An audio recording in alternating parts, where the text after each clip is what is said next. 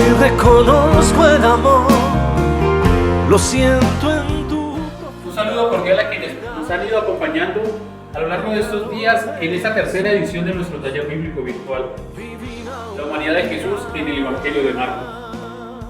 Hoy nos da gusto presentar a nuestro ponente, al Padre Pablo Emilio Luque, sacerdote de la diócesis de Facatativá, doctor en teología bíblica.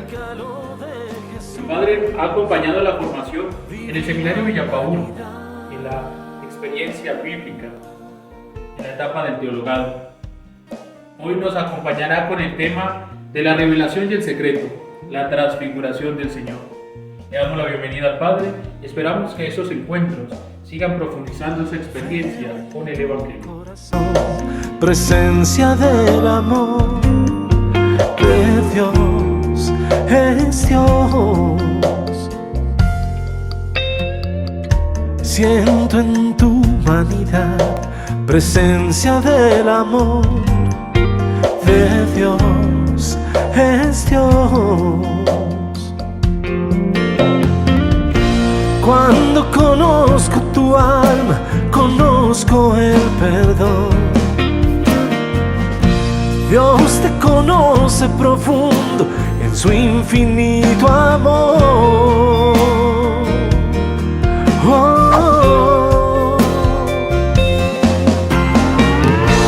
Hoy reconozco el amor, lo siento en tu profunda. Muy buenas noches a todos. Agradezco al Seminario de Villapaúl la oportunidad de compartir con ustedes una corta reflexión a la luz de la transfiguración del Señor en el Evangelio según San Marcos, concretamente el capítulo 9, versículo 2 al 9. En ese marco general de la presentación del Evangelio de San Marcos, que nos muestra la humanidad de nuestro Salvador Jesucristo. Me ha correspondido este hermoso tema y agradezco de corazón al Seminario de Villapaúl poder compartir esta noche un tema fabuloso, extraordinario, que nos revela San Marcos en ese relato de la transfiguración del Señor. Es un texto que hace parte de la tradición sinóptica, es decir, que lo encontramos también en el Evangelio de Mateo, en el Evangelio de Lucas.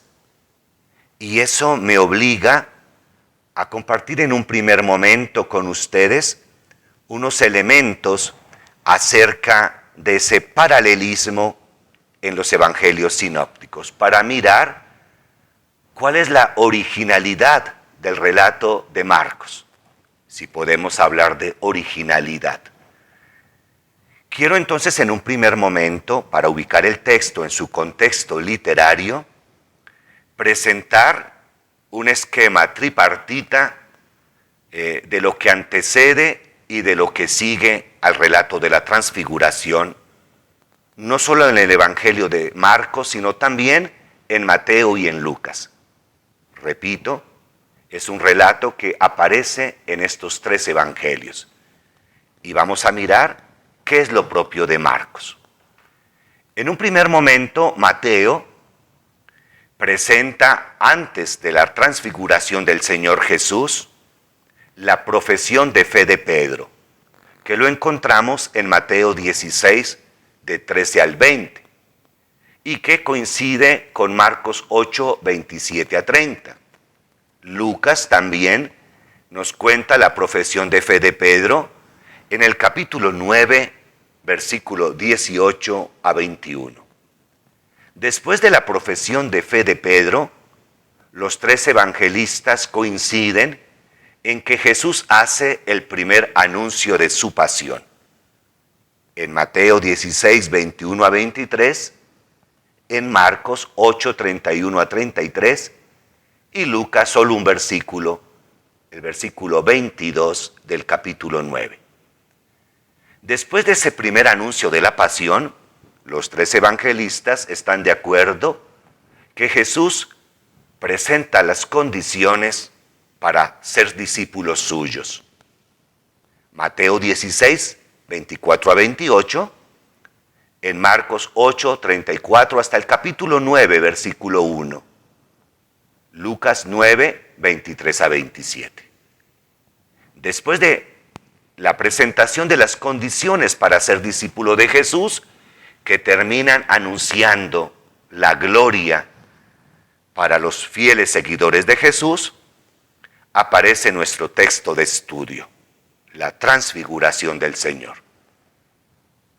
Lo encontramos en el capítulo 17, versículo 1 a 8 de Mateo, en el capítulo 9, versículo 2 a 8 en Marcos, y en el capítulo 9, versículo 28 a 36 de Lucas. Fijémonos que hasta el momento los 3 evangelios han mantenido el mismo esquema, desde la profesión de fe de Pedro hasta nuestro relato de la transfiguración del Señor, pasando por un primer anuncio de la pasión de Cristo, del destino que le espera a Jesús en Jerusalén y de las condiciones para ser discípulos de Jesús. Llegamos a la transfiguración.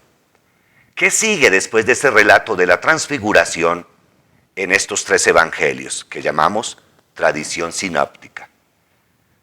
Mateo y Marcos nos presenta, después del relato de la transfiguración, un diálogo entre Jesús y los 3 discípulos que lo acompañaron al monte, donde él se transfigura.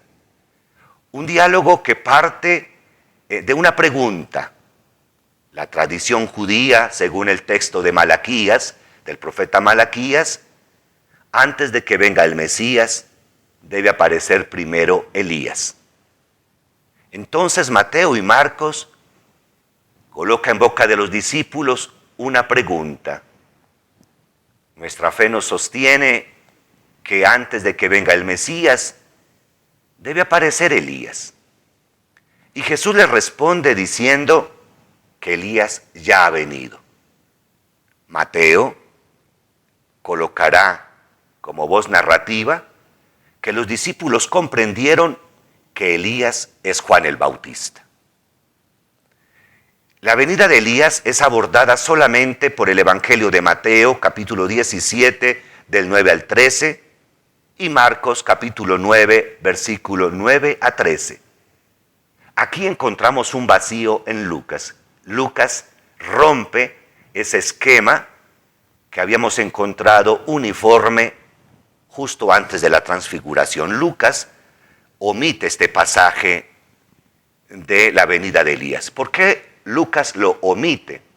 Porque Lucas ya lo había mencionado en el capítulo 1, versículo 16, cuando el ángel se le aparece a Zacarías, y leemos en el capítulo 1, versículo 16, hablando de Juan el Bautista. Y muchos de los hijos de Israel les convertirá el Señor su Dios, e irá delante de él con el espíritu y el poder de Elías. El ángel Gabriel le está diciendo a Zacarías que el hijo que él va a tener convertirá a muchos israelitas, porque él irá con el poder de Elías. Volvemos a nuestro esquema. Después de la venida de Elías, Lucas nuevamente empata con el esquema de sus compañeros Mateo y Marcos, narrando un milagro de nuestro Señor Jesucristo, la curación del endemoniado epiléptico. Mateo 17, versículo 14 a 21. Marcos capítulo 9, versículo 14 a 29. Y Lucas capítulo 9, versículo 37 a 42.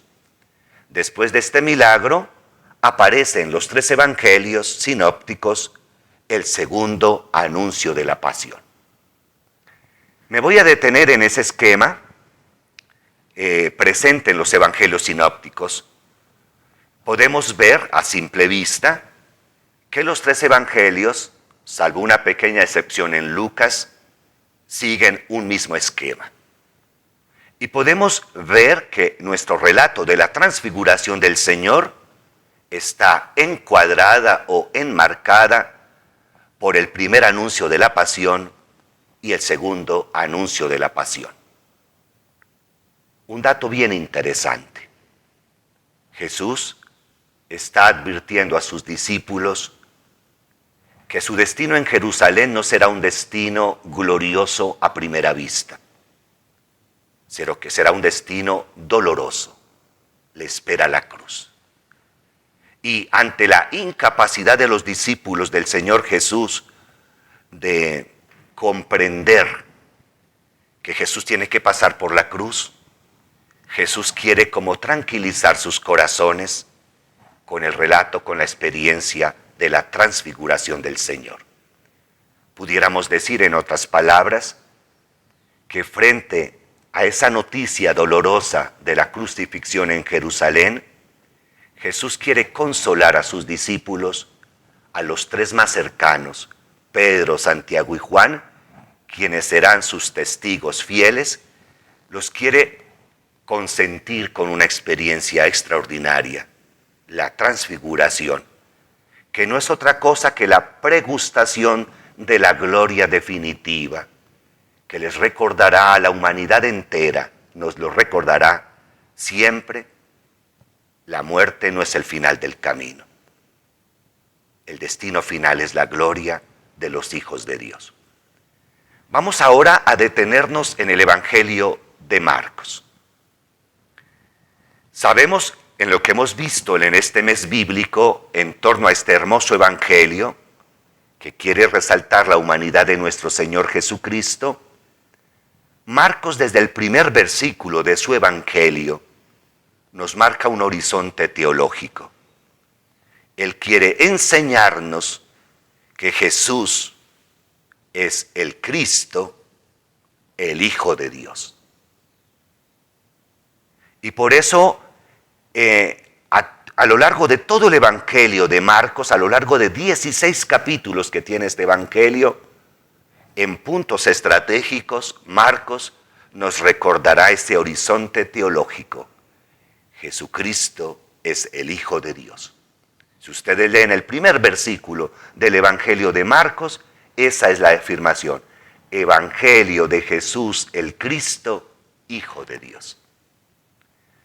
Y esta afirmación se va volviendo más solemne cuando en el capítulo 1, versículo 11, Jesús es bautizado por Juan el Bautista. Y se escucha una voz del cielo que dice: este es mi Hijo, el amado. Marcos 1:11, como lo están viendo en la diapositiva. Luego, prácticamente en el corazón del Evangelio, en la mitad del Evangelio, encontramos nuestro relato de estudio, la transfiguración del Señor. Y nuevamente Marcos pone en boca de Dios Padre esta hermosa afirmación. Marcos 9:7. Este es mi Hijo amado. Escúchenlo.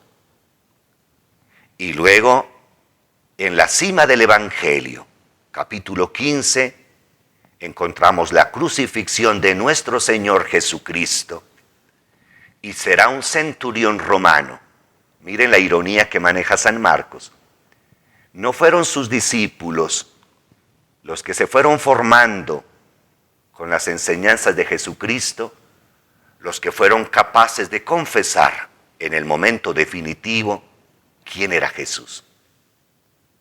Acordémonos que yo les mostré hace un ratico el esquema de la profesión de fe de Pedro. Comienza nuestro esquema en esos tres evangelios. En el Evangelio de Marcos, Pedro solamente llega a confesar que Jesús es el Cristo. En Marcos. Ustedes pueden revisar Marcos 8, 27 a 30. Aparece que la confesión que hace Pedro cuando Jesús les pregunta: ¿y ustedes quién dice que soy yo? Pedro solamente dice: tú eres el Cristo. En Mateo va a colocar más palabras en boca de Pedro. Tú eres el Cristo, el Hijo de Dios. Mateo. Pero estamos en Marcos. Marcos coloca la confesión de Pedro apenas Pedro alcanza a reconocer que Jesús es el Cristo, es decir, el Mesías, el ungido.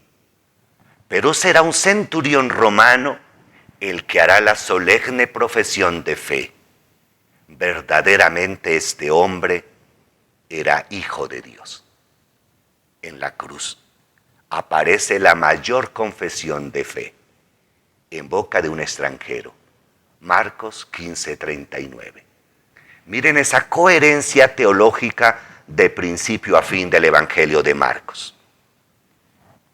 Si bien es cierto que Marcos exalta la humanidad de nuestro Señor Jesucristo, esa humanidad de Jesucristo es inseparable de su ser divino, de su divinidad, de ese reconocimiento de que Él es el Hijo de Dios. Algo extraordinario en un evangelio inspirado por el Espíritu Santo que ha llegado a nosotros y que sigue siendo una fuente inagotable de sabiduría divina. Centrémonos en unos minutos en un paralelo nuevamente entre los tres evangelios para mirar qué es lo propio de Marcos en ese relato de la transfiguración. Lo pueden ver en la diapositiva que tienen delante de ustedes. El relato de la transfiguración, lo he repetido, está en los tres evangelios sinópticos. Juan no nos cuenta esta experiencia. San Juan omite el relato de la transfiguración. Esta experiencia la conocemos por los evangelios sinópticos. Mateo capítulo 17, del 1 al 9. Marcos capítulo 9, del 2 al 9. Le agregué un versículo más para que nos cuente cuando bajan del monte. Lucas 9, 28 a 36.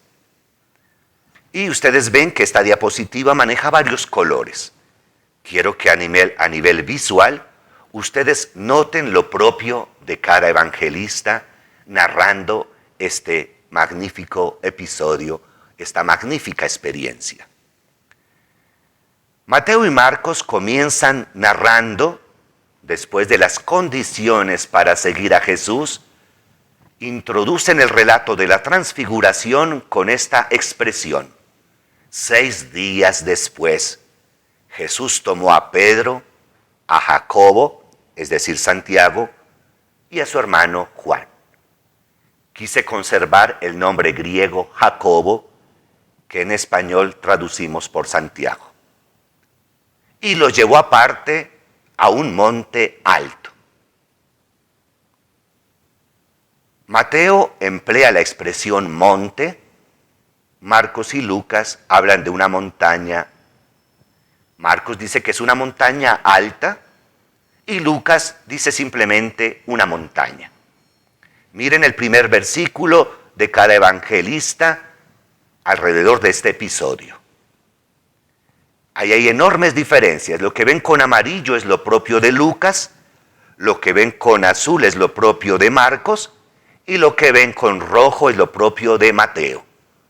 Cuando combino colores, por ejemplo el color violeta o morado, es que coincide Mateo y Marcos. Cuando ven el color verde, es que coincide Lucas y Marcos. Ahí recordamos nuestro curso de colores primarios, amarillo, azul y rojo, se derivan los otros colores. Lo que ven de color café es que es común en los tres evangelios. Un mismo relato narrado de manera diferente. Hay coincidencias, pero también hay detalles que marcan la diferencia.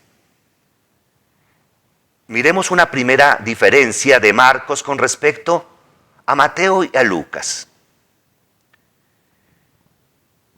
Marcos nos insiste que Jesús escogió a 3, los llevó a una montaña alta donde no había nadie más que esas 4 personas, Jesús y sus 3 amigos. Insiste, donde estaban solos. Lucas nos da una clave también muy bonita, pero no es tema de nuestro estudio en este mes. Lucas nos dice que Jesús subió con esos 3 amigos con un objetivo concreto, a orar. Subió a una montaña a orar. Es propio de Lucas exaltar esa capacidad orante de Jesucristo. Marcos y Mateo omiten ese detalle. y nos insisten que fueron 6 días después. Lucas dice 8 días después, unos 8 días después de hablar de las condiciones para seguir a Jesús, se da ese milagro de la transfiguración. ¿Por qué Marcos y Mateo hablan de 6 días? El número 6 en la Sagrada Escritura es muy simbólico.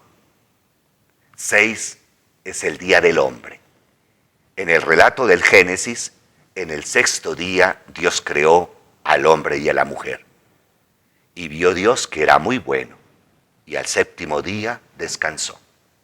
Si entendemos que el primer día de este relato de Mateo y Marcos coincide con el primer anuncio de la pasión y las condiciones para seguir a Jesús, 6 días después da 7. Primer día, anuncio de la pasión, 6 días después da 7, significa el día del descanso. Ese es un detalle porque por lo menos unas 20 veces, mínimo 20 veces, en el Antiguo Testamento, 6 aparece como el requisito que da Moisés al pueblo. Tienen 6 días para trabajar, el 7º día deben descansar. Pero hay un texto clave en el libro del Éxodo, capítulo 24, versículo 16. Cuando Moisés recibe la orden de parte de Dios de subir al monte Sinaí, dice que Moisés subió al monte Sinaí y durante 6 días una nube cubrió al monte y Dios manifestó su gloria en esos 6 días. Dice exactamente así, Éxodo 24, 16. La gloria de Dios vino a posarse sobre el monte Sinaí, durante 6 días la nube lo cubrió y al 7º día Dios habló a Moisés. Es algo fantástico porque ya en ese detalle de que 6 días después se da la transfiguración del Señor, es una invitación para mostrar el destino definitivo de la raza humana. Si entendemos los 6 días como la vida misma, que supone arduo trabajo, sacrificios, cansancio, al final nos espera la gloria. La transfiguración es una pregustación momentánea, aparentemente fugaz, pero definitiva para consolar a los discípulos que entenderán que la crucifixión de Jesús es la puerta a la glorificación, no solo de Jesús, también de la humanidad entera. Por eso los discípulos pueden pregustar y llegará un momento en que Pedro, lleno de temor, dirá: qué bueno es estar aquí. Hagamos 3 chozas, una para ti, una para Moisés y otra para Elías. Pero sigamos este detalle, este análisis un poco detallado de ese hermoso pasaje de la transfiguración. En la diapositiva ustedes ven Mateo 17:2. Allí se transfiguró en presencia de ellos. Coincide con el mismo versículo 2 del capítulo 9 de Marcos. Allí se transfiguró en presencia de ellos. Se transformó. Su figura se transformó. Lucas dirá, su rostro se transformó. Miren ese detalle tan particular de Lucas. Es el rostro de Dios, es el que se transforma, mientras que Marcos y Mateo hablan de una transformación total. No se detienen en una parte del cuerpo de Jesús, sino en general se transfiguró. Los 3 evangelistas coinciden en que su ropa, sus vestimentas, se volvieron deslumbrante, de color blanco. Los 3 coinciden en que su ropa se volvió blanca. Es un símbolo también, el blanco es el color de la majestad divina, es el color del poder de Dios. Entonces, qué interesante que coinciden, como en la plena humanidad de Cristo hay una glorificación de su ser que reafirma su condición divina, humano, divino al mismo tiempo. En la siguiente diapositiva vemos que Lucas se separa enormemente de Marcos y Mateo. Por eso ven que sobresale el color amarillo en el paralelo de Lucas porque da más detalles de los discípulos. Unos discípulos, según Lucas, que no estaban entendiendo nada y que estaban rendidos de sueño, pero que cuando ven a unos personajes que acompañan a Jesús, se despierta, se despabilaron para ver la gloria. En ese sentido, Marcos y Mateo son parcos. En esto se les aparecieron Moisés y Elías conversando con Jesús, dice Mateo 17:3, conversando. Marcos dirá, y se les apareció Elías junto con Moisés y estaban hablando con Jesús. Podemos decir que dicen lo mismo, sin embargo, fíjense en un detalle que Mateo y Lucas, cuando mencionan a estos dos personajes del Antiguo Testamento, le dan el mismo orden, Moisés y Elías. En cambio, Marcos invierte, menciona primero a Elías y luego a Moisés. Ya intentaremos decir una palabra si tiene un significado que primero se menciona a Elías y luego a Moisés en Marcos. Mateo y Lucas presentan el mismo orden, Moisés y Elías. Moisés y Elías, según el Antiguo Testamento, primero aparece Moisés desde el libro del Éxodo hasta el libro del Deuteronomio. El personaje después de Dios principal es Moisés. Elías aparece en el primer libro de los Reyes, en lo que se conoce el ciclo de Elías. Entonces uno pudiera pensar que Mateo y Lucas dan un orden cronológico y que Marcos quiere colocar primero a Elías y luego a Moisés con la intención de resaltar el precursor de Jesús, Juan el Bautista. Lo menciona sin mencionarlo. El Elías que espera el pueblo de Dios antes del Mesías ya vino y es Juan el Bautista. Y descubrimos que los dos personajes siempre nos han enseñado que la presencia de estos dos personajes en el monte elevado, en el monte Tabor, donde se da la transfiguración, es una comprobación, una verificación de que tanto Moisés y Elías confirman que Jesús era el escogido por Dios, el Mesías esperado. Moisés, que representa la ley, y Elías, que representa a los profetas, es una voz autorizada desde el Antiguo Testamento que confirma Jesús es el Mesías esperado. Pero podemos decir una pista más de estos dos personajes.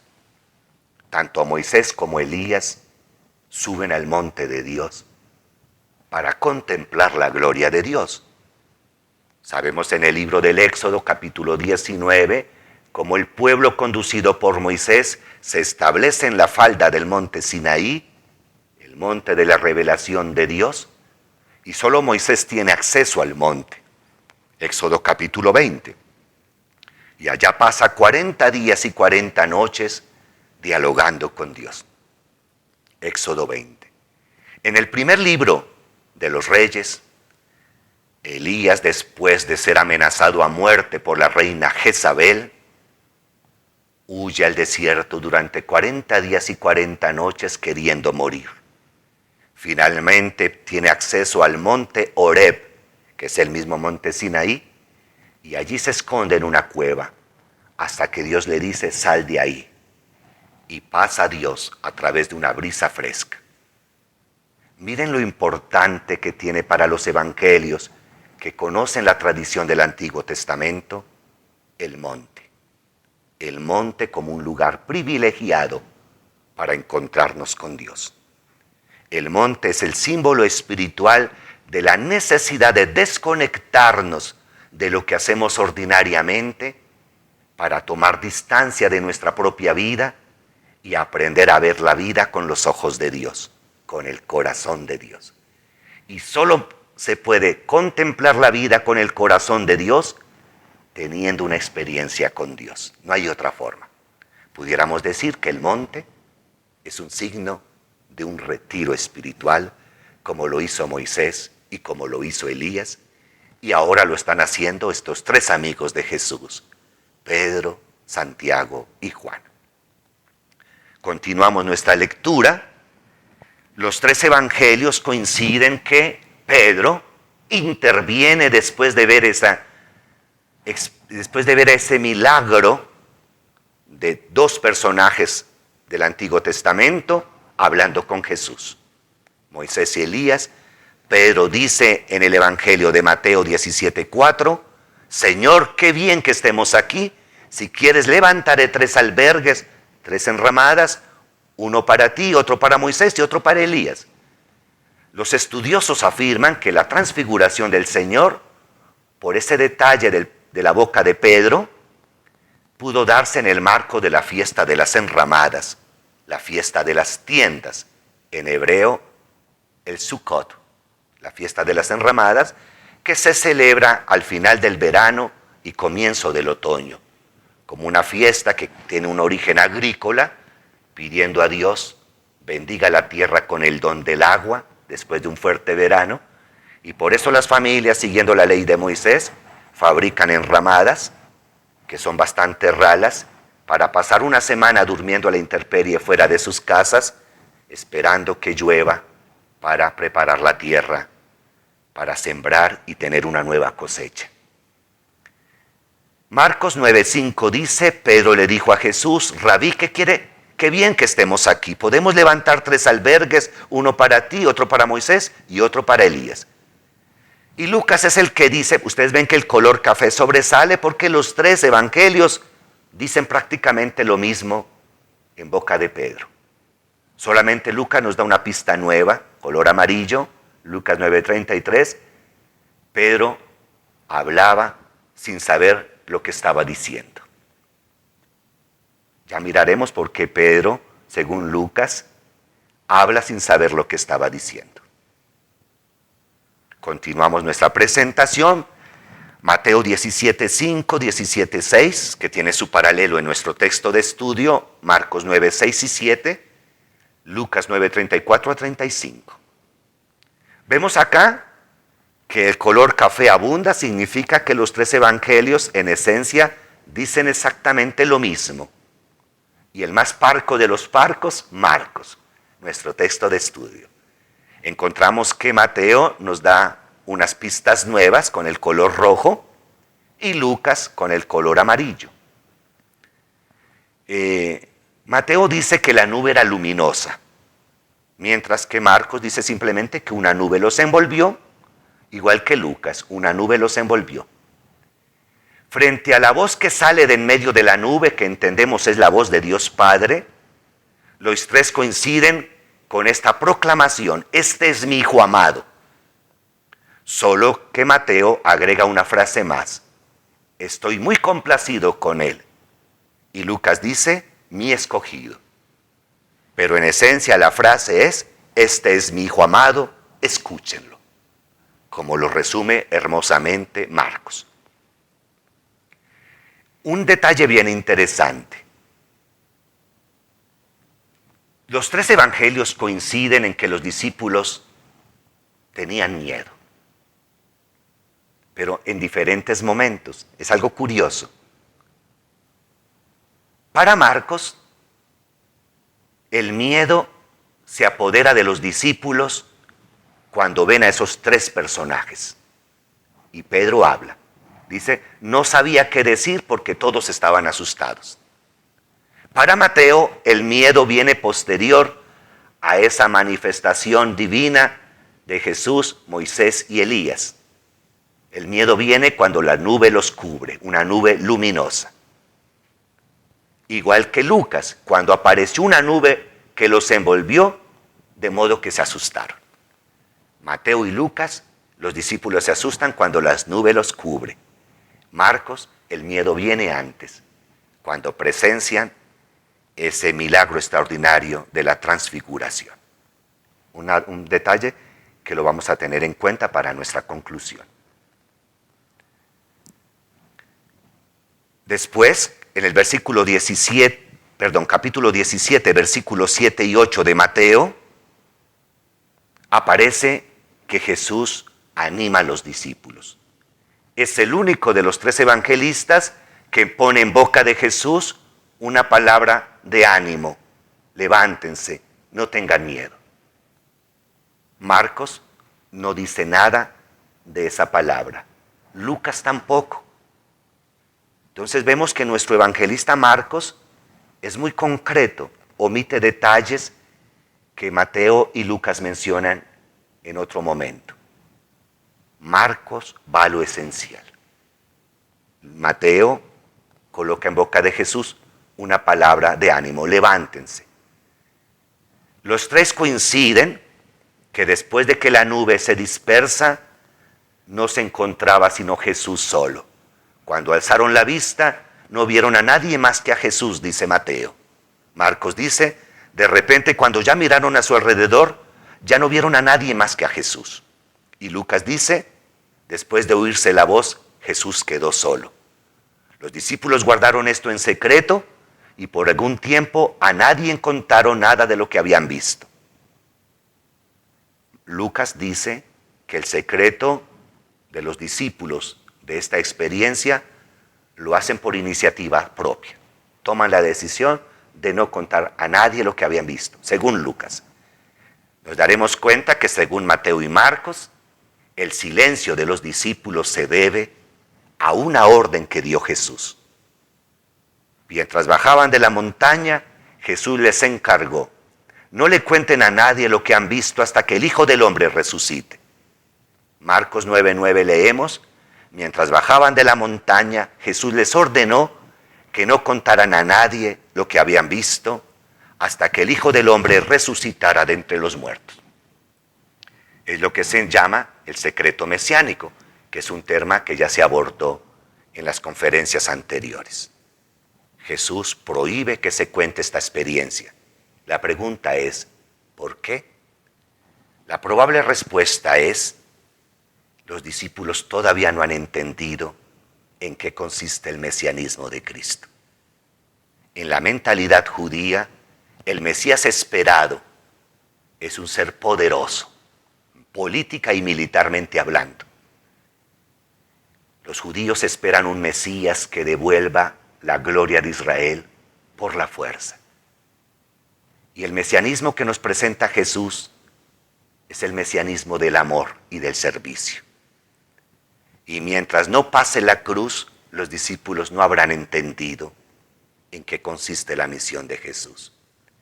Queriendo evitar un malentendido con el mesianismo que ofrece Jesús, se pide prudencia, se pide silencio. La prudencia que hace verdaderos sabios, cantamos en los gozos de diciembre. Interesante entonces este silencio, que después se romperá para que nosotros, creyentes de todo tiempo, de toda circunstancia, nos confortemos con ese hermoso relato de la transfiguración del Señor. Pasemos a las conclusiones de esta lectura en tres relatos: Mateo, Marcos y Lucas. En conclusión, a nivel visual, vemos que nuestro evangelista San Marcos omite detalles que nos da Mateo y Lucas. Y sin embargo, con un texto simple, nos da unas lecciones extraordinarias, unas enseñanzas para nuestra vida. El relato de la transfiguración está enmarcado por anuncios de la pasión, para recordarnos que no hay glorificación sin cruz. Aceptamos la tesis mayoritariamente aceptada de que el Evangelio de San Marcos es el Evangelio que primero se escribió y que después Mateo y Lucas se inspiran en Marcos para escribir sus propios evangelios. Por eso, el esquema general que comparte Mateo y Lucas estarían inspirados en San Marcos.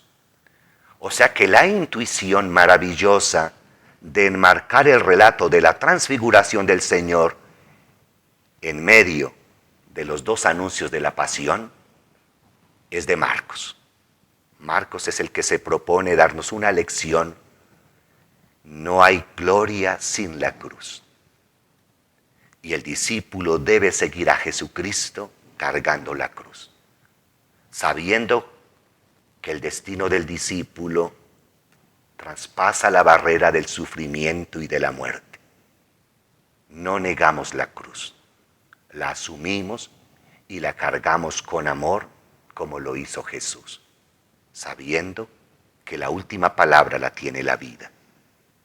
La transfiguración del Señor como una revelación que es fugaz, instantánea, momentánea, será el anuncio de algo que será eterno, definitivo.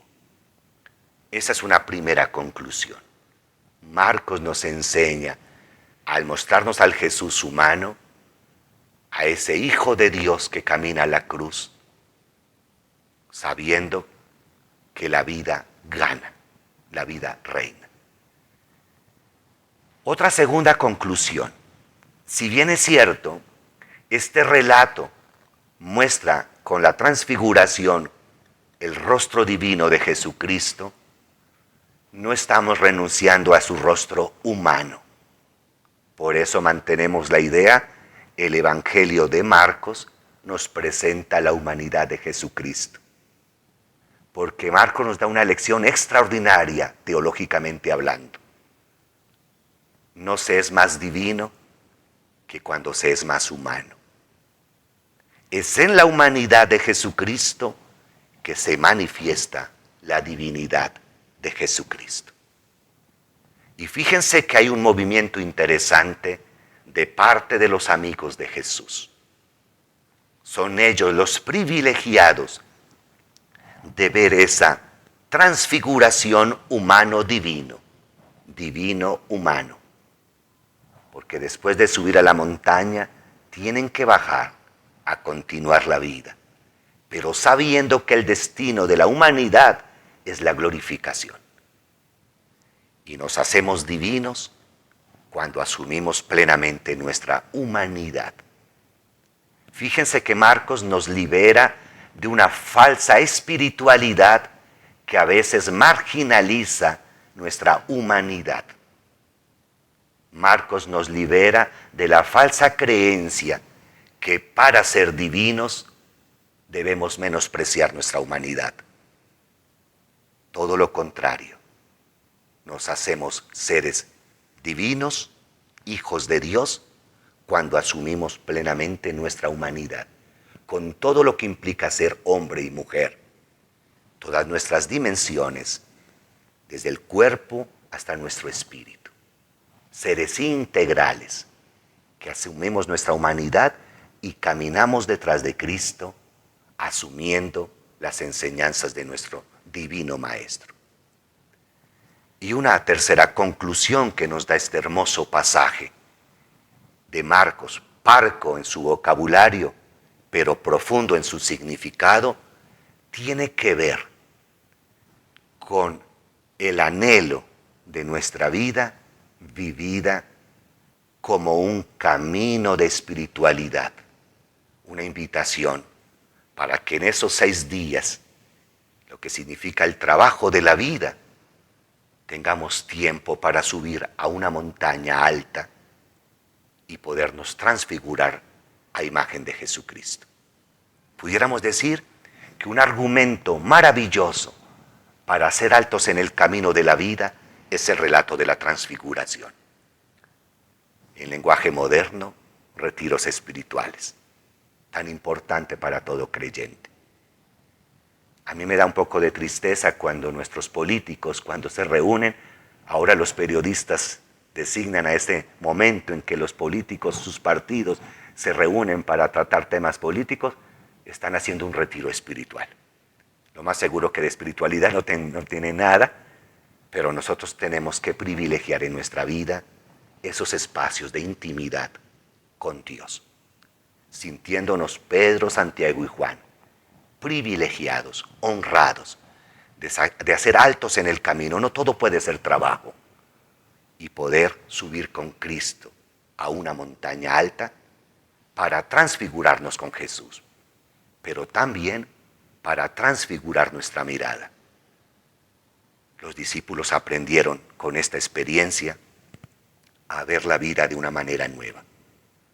Los discípulos Pedro, Santiago y Juan, cuando bajan otra vez al ritmo normal de la vida, ya no la ven de la misma forma. Y ese es el regalo que Dios nos hace también a la luz del Evangelio de Marcos, en este relato hermoso de la transfiguración. Un placer haber compartido con ustedes este momento. Les deseo una excelente noche. Hoy reconozco el amor, lo siento en tu profunda humanidad, regalo de Jesús, divina humanidad.